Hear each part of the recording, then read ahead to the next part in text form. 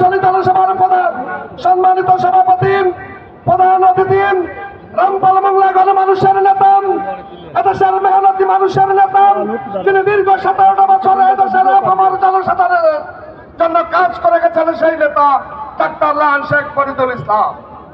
আপনারা আমি দুটি একটা কথা বলবো, বেশি কথা বলবো না। সবাইকে সালাম ও শুভেচ্ছা জানিয়ে বলতে চাই, কেন আপনি ডাক্তার ফরিদুল ইসলামকে ভোট দেবেন?